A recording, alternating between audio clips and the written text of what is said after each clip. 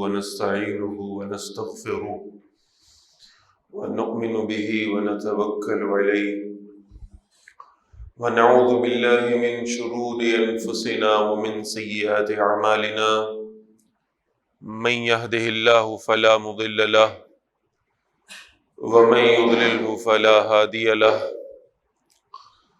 ونشهد أن لا إله إلا الله وحده لا شريك له ونشهد أن سيدنا محمدا عبده ورسوله أما بعد فقد قال الله تبارك وتعالى أعوذ بالله من الشيطان الرجيم بسم الله الرحمن الرحيم وما كان المؤمنون لينفروا كافة فلولا نفر من كل فرقة منهم طائفة ليتفقهوا في الدين ولينذروا قومهم إذا رجعوا إليهم لعلهم يحذرون صدق الله العظيم رب اشرح لي صدري ويسر لي أمري واحلل عقدة من لساني يفقهوا قولي واجعل لي وزيرا من أهلي اللهم ربنا ألهمنا رشدنا وأعذنا من شرور أنفسنا اللهم أرنا الحق حقا وارزقنا اتباعه وأرنا الباطل باطلا وارزقنا اجتنابه آمین یا رب العالمین۔ حضرات محترم، سورہ توبہ کی آیت نمبر 122 میں نے ابھی آپ کے سامنے پڑھی ہے۔ جیسا کہ آپ کے علم میں ہے کہ سورہ توبہ یہ غزوہ تبوک کے پس منظر میں نازل ہوئی، اور غزوہ تبوک رسول اللہ صلی اللہ علیہ وسلم کی سیرت طیبہ کا وہ مقام ہے جب کہ قتال کو فرض عین قرار دے دیا گیا تھا۔ جو لوگ اس میں ارادتاً اللہ کے راستے میں نہیں نکلے انہیں منافق قرار دیا گیا، اور جو اپنی کسی کمزوری کی وجہ سے نہیں جا سکے 3 افراد، ان سے بھی کچھ عرصے کے لیے ناراضگی کا اظہار فرمایا رسول اللہ نے صلی اللہ علیہ وسلم، جب تک کہ اللہ نے ان کی توبہ کو قبول نہیں فرما لیا اور اس توبہ کا اعلان نہیں فرما لیا۔ اتنے شدید احکامات جو آئے ہیں میدان میں نکلنے کے حوالے سے، ان کے درمیان میں یہ آیت مبارکہ علم کی فضیلت پر ایک بہت بڑی دلیل رکھتی ہے۔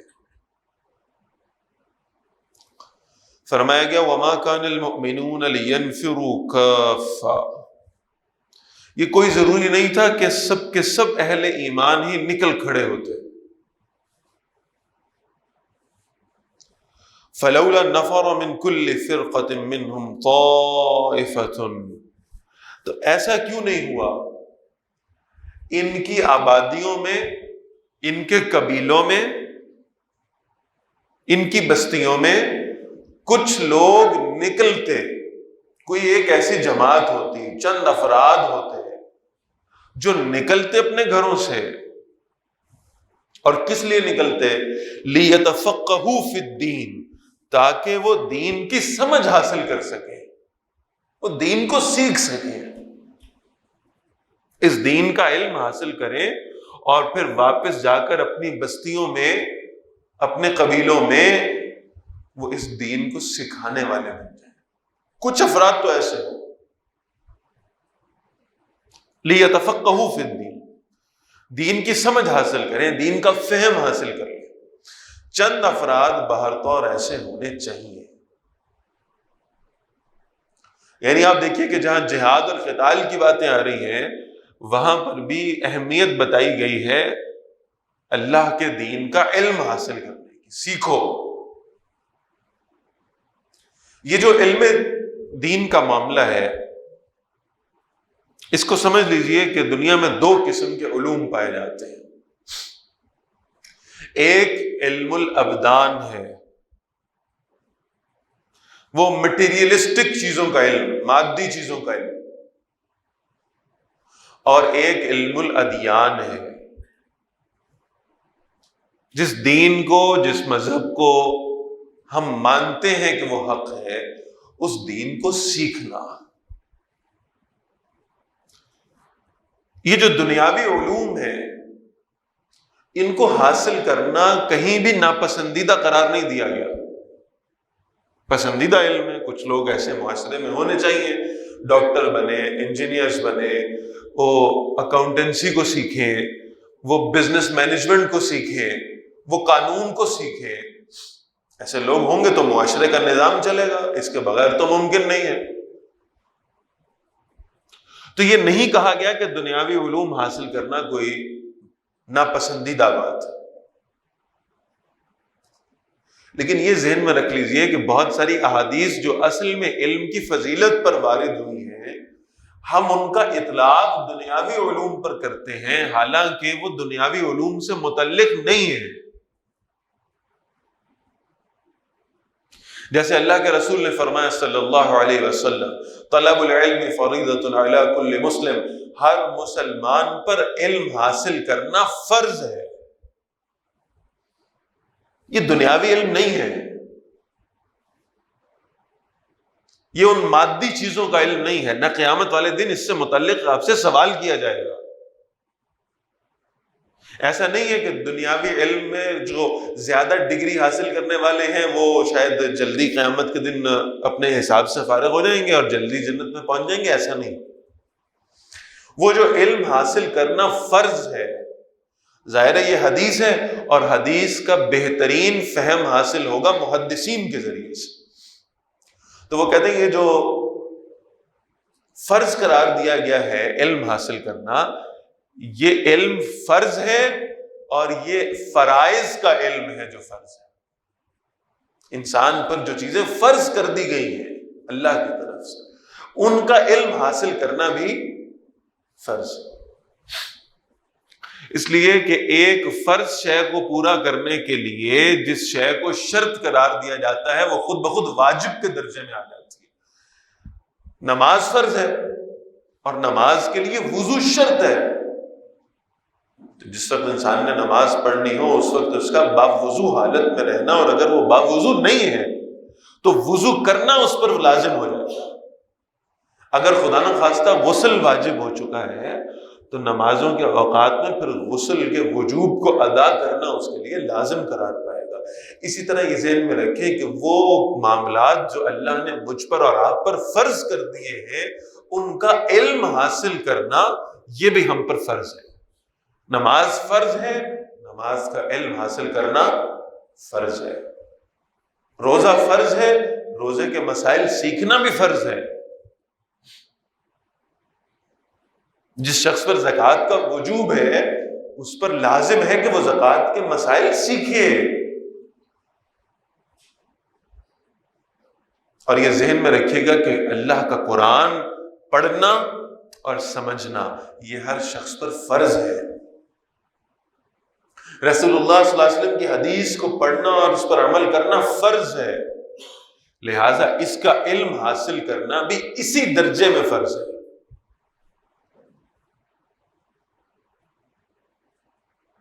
یہ جو فرمایا گیا ہے کہ ہر مسلمان پر لازم ہے کہ وہ علم حاصل کرے، وہ علم اصل میں دین کا علم ہے۔ ہم نے اس حدیث کی تشریح اپنی من مرضی سے کر دی دنیاوی علوم سے متعلق۔ پھر کہہ رہا ہوں کہ دنیا کا علم سیکھنا ناپسندیدہ نہیں ہے، لیکن جو لازم درجے کی شے ہے وہ ہے کہ اللہ کے دین کو سیکھا جائے۔ اسی لیے ایک اور حدیث مبارکہ ہے، اور بہرحال پھر کہہ رہا ہوں کہ محدثین اس حدیث کی صحیح تشریح فرماتے ہیں اپنے عمل کے ذریعے سے۔ جو کہا گیا کہ علم حاصل کرو مہد سے لے کر لحد تک، ماں کی گود سے لے کر قبر تک علم سیکھو، اس سے مراد یہ ہے کہ دین کا علم سیکھنے کی کوئی لمٹ نہیں ہے، کوئی حدود نہیں ہے کہ تم اس درجے تک پہنچ گئے اب تم آگے دین نہیں سیکھ سکتے، بلکہ جب سے انسان پیدا ہوا ہے اس وقت سے لے کر اسے اپنے مرنے تک دین کے علم کو سیکھنا چاہیے۔ سیکھتے رہنا چاہیے۔ اللہ کے رسول صلی اللہ علیہ وسلم نے اس کی فضیلتیں بتائی ہیں، اللہ نے قرآن میں اس کی فضیلتوں کا ذکر کیا ہے۔ فرمایا هل يستوي الذين يعلمون والذين لا يعلمون، کیا وہ لوگ جو علم حاصل کرتے ہیں، جو دین سیکھتے ہیں، یہ اور وہ جو دین کا علم نہیں رکھتے، یہ دونوں آپس میں برابر ہو سکتے ہیں؟ یہ ایک جیسے ہو سکتے ہیں؟ تو علم دین رکھنے والوں کو اللہ نے فضیلت عطا فرمائی۔ اسی طرح قرآن مجید میں اللہ نے فرمایا اللہ نے ان لوگوں کے درجے بلند کر دیے ہیں جو ایمان لاتے ہیں اور پھر اللہ کے دین کا علم حاصل کرتے ہیں، ان کے درجات بلند کر دیے۔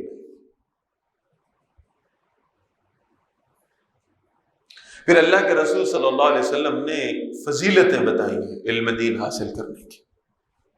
آپ صلی اللہ علیہ وسلم فرماتے ہیں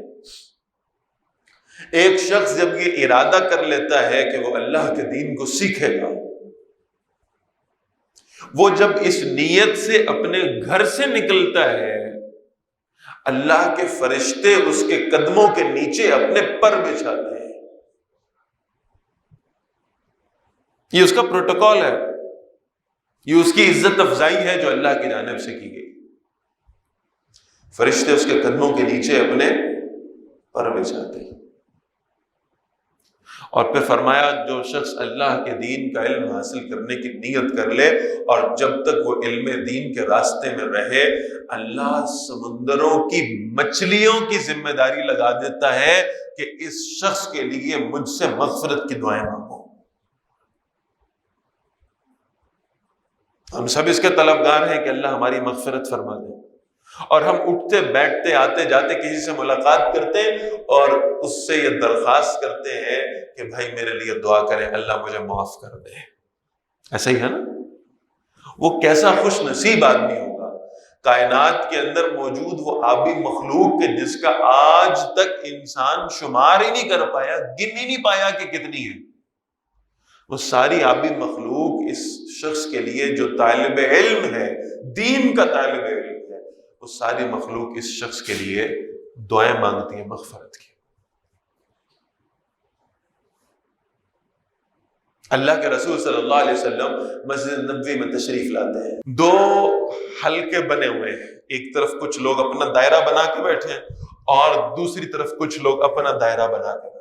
اللہ کے رسول صلی اللہ علیہ وسلم ان دونوں حلقوں کو دیکھتے ہیں اور پھر آپ صلی اللہ علیہ وسلم دیکھتے ہیں کہ ایک حلقے میں ذکر ہو رہا ہے، اذکار ہو رہے ہیں، اللہ کی شان بیان ہو رہی ہے، اور دوسرے حلقے میں علم کی بات ہو رہی ہے، مذاکرے ہو رہے ہیں، گفتگو ہو رہی ہے، قرآن کے مطلب کو سمجھا جا رہا ہے، قرآن کی حکمتیں بیان ہو رہی ہیں۔ اللہ کے رسول صلی اللہ علیہ وسلم فرماتے ہیں یہ دونوں حلقے بڑے سعادت مند ہیں، ان دونوں میں بیٹھنے والے لوگ بڑے خوش نصیب ہیں۔ ایک وہ ہیں جو ذکر اللہ میں مصروف ہیں اور دوسرے وہ ہیں جو علم دین کی طلب میں لگے ہوئے ہیں۔ دونوں بہت اچھا کام کر رہے ہیں، لیکن رسول اللہ صلی اللہ علیہ وسلم فرماتے ہیں اللہ نے مجھے معلم بنا کر بھیجا ہے، لہٰذا میں ان دونوں میں سے اس حلقے میں جا کر بیٹھوں گا جہاں لوگ دین کا علم حاصل کر رہے ہیں۔ لہٰذا رسول اللہ صلی اللہ علیہ وسلم اس علم دین کے حلقے میں آ کے تشریف رکھ لیتے ہیں۔ سیدنا ابو ہریرہ رضی اللہ تعالی عنہ احادیث مبارکہ کے سب سے بڑے راوی ہیں۔ ایک دن بازار میں گئے، لوگ خرید و فروخت کر رہے تھے، آواز لگائی لوگوں تم یہاں اپنے معاملات میں مصروف ہو، تم یہاں اپنے کاموں میں لگے ہوئے ہو، تم خرید و فروخت کر رہے ہو، تم تجارتیں کر رہے ہو، وہاں مسجد نبوی میں رسول اللہ صلی اللہ علیہ وسلم کی وراثت تقسیم ہو رہی ہے، تم جا کے لیتے نہیں؟ اللہ کے رسول کی وراثت تقسیم ہو رہی ہے، تم یہاں اپنے کاموں میں مصروف۔ لوگ بھاگے بھاگے مسجد نبوی پہنچے، تھوڑی دیر بعد وہاں سے واپس آئے، کہا حضرت وہاں تو کوئی وراثت تقسیم نہیں ہو رہی، ہم تو ابھی دیکھ کر آئے ہیں، آپ نے ہمیں وہاں بھیج دیا، وہاں تو کوئی وراثت تقسیم نہیں ہو رہی۔ تو سیدنا ابو ہریرہ رضی اللہ تعالیٰ عنہ فرماتے تم نے مسجد نبوی میں جا کر کیا دیکھا؟ کہا کچھ لوگ بیٹھے تھے، اللہ کے قرآن کو پڑھ رہے تھے، اللہ کے دین کو سیکھ رہے تھے، اور تو کچھ نہیں تھا وہاں۔ فرمایا اللہ کے بندو، اللہ کے رسول کی وراثت اس کے سوا اور کیا ہو سکتی ہے کہ علم دین تقسیم ہو رہا ہے؟ تمہیں چاہیے تھا ان مجلسوں میں بیٹھتے، تمہیں چاہیے تھا کہ اللہ کے رسول صلی اللہ علیہ وسلم کی اس وراثت کو جو دین کا علم ہے اسے حاصل کر لیتے۔ آپ کبھی اندازہ لگائیے کہ رسول اللہ صلی اللہ علیہ وسلم کے صحابہ میں کتنا شوق تھا، کتنی رغبت تھی دین کا علم حاصل کرنے۔ اصحاب صفہ کو کیا یہ آپشن نہیں ملا تھا کہ وہ انصار کے ساتھ مواخات کریں اور پھر اپنی تجارتوں میں، اپنی کھیتی باڑی میں، اپنے معاملات میں مصروف ہو جائیں؟ انہوں نے شوق اور رغبت سے اس بات کو پسند کیا کہ یہ دنیا کے معاملات میں پڑھنے کی بجائے یہ بیٹھ جائیں گے مسجد نبوی میں اور صبح سے لے کر شام تک اللہ کے دین کا علم حاصل کریں گے۔ خود سیدنا ابو ہریرہ رضی اللہ تعالیٰ عنہ فرماتے ہیں کئی دن بھوکے گزر جاتے تھے، کھانے کو کچھ نہیں ہوا کرتا تھا۔ کوئی شخص مدینہ میں سے ہمیں کچھ ہدیے کے طور پہ بھیج دیتا تھا تو ہم کھا لیتے تھے، ورنہ روزے کی نیت کر لیتے تھے، لیکن اللہ کے دین کا علم حاصل کرنا نہیں چھوڑتے تھے۔ منافقوں نے سازش کی، یہ جاتے مختلف مسلمانوں کے پاس اور جا کر انہیں کہتے ہیں بس یہ جو تم ہدیہ بیچتے ہو نا اصحاب صفہ کے لیے یہ بند کر دو، 2-4 دن فاقے برداشت کریں گے، سارا علم دین کا جو شوق ہے ختم ہو جائے گا، یہ مسجد نبوی سے نکل جائیں گے، تم ان کی طرف اپنے ہدیے بھیجنا بند کر دو۔ اللہ نے قرآن مجید میں آیات نازل کی ہیں، یہ جن کے لیے بیٹھے ہیں نا، جس رب کے لیے یہ مسجد میں آ کے بیٹھے ہیں، وہ رب آسمان و زمین کے خزانوں کا مالک ہے، وہ ان کو کھلانے پلانے کے لیے تمہارے ہدیوں کا محتاج کوئی نہیں ہے۔ یہ تو تمہاری سعادت ہے کہ تم ان علماء کی خدمت کرو، ان طلباء دین کی خدمت کرو۔ یہ وہ لوگ کہ جن کے پاس آسانیاں نہیں تھیں، جن کے پاس حالات نہیں تھے، جن کے پاس ممکنات میں معاملات نہیں تھے کہ وہ جا کے دین کا علم حاصل کرتے، ان کے ہاں اتنا شوق تھا دین سیکھنے کا۔ ہمارے پاس اللہ نے وسائل بھی دیے ہوئے، اسباب بھی دیے ہوئے، ہم وقت بھی نکال سکتے، پھر دین سیکھنے کو تیار نہیں ہوتے۔ امام شافعی رحمۃ اللہ تعالی علیہ بڑے غریب خاندان سے تعلق رکھتے تھے، والدہ کے پاس اتنے پیسے نہیں ہوتے تھے کہ ان کو قلم اور وہ کاغذ لے کر دیں کچھ لکھنے کے لیے، تو یہ ہڈیاں ڈھونڈتے تھے، بڑی سائز کی ہڈی، اونٹ کی ہڈی، اونٹ کے کولے کی ہڈی، وہ ہڈی ڈھونڈتے تھے تاکہ اس کے اوپر اپنے نوٹس بنا سکیں۔ وسائل ہی نہیں ہے، اسباب ہی نہیں ہے، لیکن دین کا علم حاصل کرنا نہیں چھوڑیں گے، تو ہڈیوں پہ لکھا کرتے تھے۔ ایک مرتبہ حج پہ جانا ہوا، مینا میں موجود تھے تو ایک بزرگ نظر آئے، سلام دعا ہوئی، بزرگوں نے کہا بھائی میری طرف تم کھانا کھاؤ۔ امام شافعی رحمۃ اللہ علیہ نے دعوت قبول کر لی، طویل واقعہ ہے میں مختصر کر رہا ہوں، دعوت قبول کر لی، کھانا کھانے پہنچ گئے، بزرگوں نے کھانا سامنے رکھا، امام شافعی کھانا شروع ہو گئے، تو بزرگ کہنے لگے کہ مجھے لگتا ہے تم قریشی ہو۔ کہا جی ہوں تو میں قریشی، آپ کو کیسے پتہ چلا؟ کہا قریش والے کسی کو دعوت دیتے ہوئے بھی نہیں گھبراتے اور دعوت قبول کرتے ہوئے بھی نہیں گھبراتے۔ کہا کہ میں تو قریشی ہوں، آپ کہاں سے ہیں؟ کہا میں مدینہ منورہ سے آیا ہوں۔ فوراً امام شافعی کو خیال آیا، انہوں نے پوچھا آپ مدینہ سے آئے؟ مدینہ منورہ میں ایک امام ہے، امام مالک رحمۃ اللہ علیہ، رسول اللہ صلی اللہ علیہ وسلم کی حدیث پڑھاتے ہیں، مجھے ان کا کچھ حال بتائیں، مجھے ان سے بڑی محبت ہے، وہ حدیث کے عالم ہے، میرا دل کرتا ہے میں ان کی زیارت کروں، میرے پاس وہاں جانے کے اسباب نہیں ہیں، میں کیسے مدینہ جاؤں؟ وہ بزرگ کہنے لگے بھائی بات یہ ہے کہ ہمارے قافلے میں ایک حاجی آیا تھا، اس کا یہاں مکہ پہنچ کے انتقال ہو گیا ہے، اس کی اونٹنی خالی جائے گی، اگر تم کہو تو میں اس کے قبیلے والے سے بات کرتا ہوں، اس کی اونٹنی پر بیٹھ کر تم مدینہ چلے جاؤ۔ کہا جناب اس سے اچھی بات کیا ہو سکتی؟ انہوں نے بات کی، اللہ نے بندوبست کر دیا۔ امام شافعی اس وقت تو طالب علم تھے، امام تو نہیں تھے، تو اس اونٹنی پر بیٹھے مدینہ منورہ پہنچ گئے۔ جب مدینہ پہنچے تو نماز کا وقت تھا، نماز کھڑی ہو چکی تھی، یہ مسجد نبوی میں داخل ہوئے، نماز میں شامل ہوئے، نماز ختم ہوئی۔ کہتے ہیں کہ ایک لمبا سا شخص کھڑا ہوا، اس نے ایک چادر باندھ رکھی تھی، وہ آ کر اونچی جگہ پر بیٹھ گیا، اس کے سامنے بہت بڑا مجمع بیٹھا ہوا ہے، اور اس شخص نے آ کے رسول اللہ صلی اللہ علیہ وسلم کی احادیث پڑھنا شروع کر دی۔ امام شافعی کہتے ہیں میں نے خیال کیا یہی امام مالک ہے، یہی امام مالک ہے۔ کہتے ہیں میں نے دیکھا کہ امام صاحب جو ہیں وہ حدیث پڑھا رہے ہیں، اور سامنے ان کے طلباء بیٹھے ہوئے ہیں، اور ان کے پاس کاغذ قلم ہے، اور وہ حدیثیں لکھ رہے ہیں، نوٹس بنا رہے ہیں۔ کہتے ہیں میرے پاس تو عام حالات میں کبھی کاغذ قلم نہ ہوا، تو آج کیسے ہوتا؟ اب تو میں سفر پہ تھا۔ تو کہتے ہیں میں نے کیا کیا، میں نے زمین سے ایک تنکا اٹھایا، تنکا اٹھا کے نا اپنی ہتھیلی کے اوپر ایسے لکھنا شروع کر دیا، تنکا اٹھا کے ہتھیلی پہ لکھنا شروع کر دیا۔ کہتے ہیں اگلی نماز کا وقت آ گیا، طلباء اٹھے، وضو کرنے چلے گئے، میرا وضو قائم تھا، میں وہیں بیٹھا رہا۔ امام مالک نے مجھے اپنے پاس بلایا، کہا لڑکے تم تنکا لے کے ہاتھ پہ کیا کر رہے تھے؟ کہا جناب جو حدیثیں آپ پڑھا رہے تھے میں وہ لکھ رہا تھا۔ کہ تنکے سے ہاتھ پہ کیا لکھا جاتا ہے؟ یہ تو تم حدیثوں کی بے ادبی کر رہے تھے۔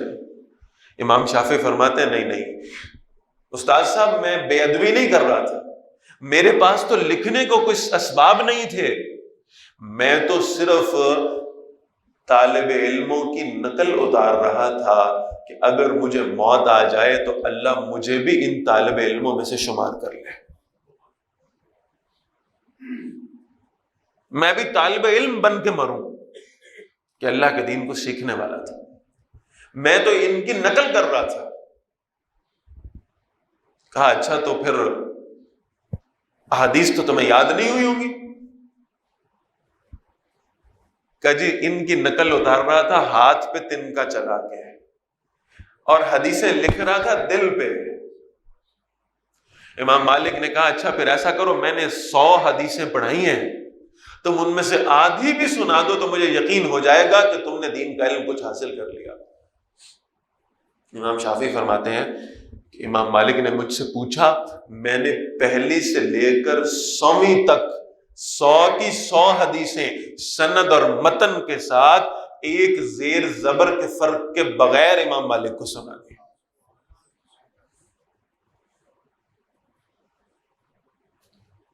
یہ تھے ہمارے اکابر جن میں دین سیکھنے کا اتنا شوق تھا، اسباب نہیں ہوا کرتے تھے، اسباب نہیں ہوتے تھے، اس کے باوجود بھی یہ تھا کہ کہیں طالب علموں میں اللہ شمار کر لے ہمارا، ہم دین سیکھنے والوں میں شمار ہو جائیں قیامت کے دن۔ کوفہ میں فوج کو ایک آواز آئی، جیسے کوئی لشکر حملہ آور ہو جاتا نا، بہت زیادہ لوگوں کی اکٹھی آواز، انہیں محسوس ہوا کہ شاید کسی نے دشمن نے حملہ کر دیا ہے، شہر پہ سب بھاگے گئے، کوئی فوج نہیں ہے، کوئی لشکر نہیں ہے، کیا ہوا؟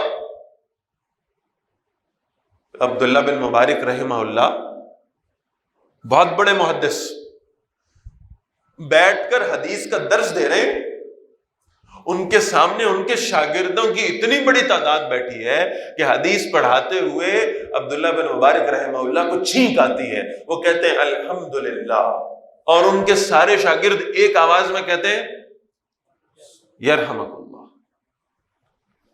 اتنے شاگرد تھے دین سیکھنے والے کہ ان کی آواز اس قدر بلند ہوئی کہ کوفہ کی فوج کو خیال آیا کہ شاید کسی دشمن نے ہم پہ حملہ کر دیا۔ یہ محدثین جہاں بیٹھ کر حدیث کا درس دیتے تھے تو قریب میں جو کنواں تھا سوکھ جایا کرتا تھا، لوگ سمجھتے تھے طلباء کے وضو سے سوکھا ہے، لوگ سمجھتے تھے کہ طلباء کے غسل سے سوکھا ہے، معلوم ہوتا تھا کہ نہیں، یہ جو طلباء ان احادیث کے نوٹس بنایا کرتے تھے نا، اس کے لیے جو سیاہی استعمال ہوتی تھی، اس سیاہی بنانے کے لیے کنویں کا پانی ایسے استعمال ہوتا تھا کہ کنواں سوکھ جایا کرتا تھا۔ یہ تھی ہمارے اسلاف میں دین سیکھنے کی طلب، شوق، رغبت۔ جن کے پاس اسباب نہیں تھے وہ بھی دین سیکھنے کا اتنا شوق رکھتے تھے۔ ہمارے پاس اسباب موجود ہیں، کیا ہم اپنے روزانہ کی روٹین میں سے کچھ چند گھنٹے نہیں نکال سکتے اس کام کے لیے کہ ہم اللہ کا دین سیکھ لیں؟ ہم اتنا قرآن سیکھ لیں، اتنی حدیث سیکھ لیں کہ قیامت والے دن ہمیں شرمندہ نہ ہونا پڑے۔ خدا را اس کا اہتمام فرمائے، اللہ ہمیں اس کی توفیق نصیب فرما دے، اللہ ہمارے لیے اس علم دین کے راستوں کو آسان فرما دے۔ ہمارے ہاں ہر سال یہ اہتمام کیا جاتا ہے کہ وہ لوگ جو اپنی دنیاوی تعلیم یافتہ بھی ہیں اور جو اپنے اپنے معمولات میں مشغول بھی ہیں، ان کے لیے بہرحال کوئی ایسا اہتمام ہو کہ دن میں یا صبح کے وقت یا شام کے وقت وہ صرف 2.5 گھنٹے اپنے ایک دن میں سے نکال لیں اور قرآن اور حدیث اور تفسیر اور ترجمے کا علم سیکھ لیں۔ اس سال بھی انشاءاللہ یہ ترتیب شروع ہو رہی ہے، کوشش کریں اللہ ہم میں سے کچھ لوگوں کو یہ قبولیت کا شرف عطا فرما دے کہ ہم اپنی زندگیوں میں دین کا علم حاصل کر لیں۔ خواتین کے لیے بھی معاملہ ہے اور مرد حضرات کے لیے بھی ہے، تو ہمیں اس کا شوق اپنے اندر پیدا کرنا ہے، ہمیں اس کی رغبت پیدا کرنی ہے، ہمیں اللہ سے مانگنا ہے۔ دنیا کی پتہ نہیں کون کون سی ڈگریز ہم لے چکے ہیں، لیکن بہرحال کم از کم دین کا اتنا علم ہمارے پاس ہو کہ قیامت والے دن کی شرمندگی اور رسوائی سے ہم بچ جائیں۔ اللہ ہمیں اس کی توفیق عطا فرما دے، اللہ تعالی ہمارے لیے علم دین کے راستوں کو آسان فرما دے۔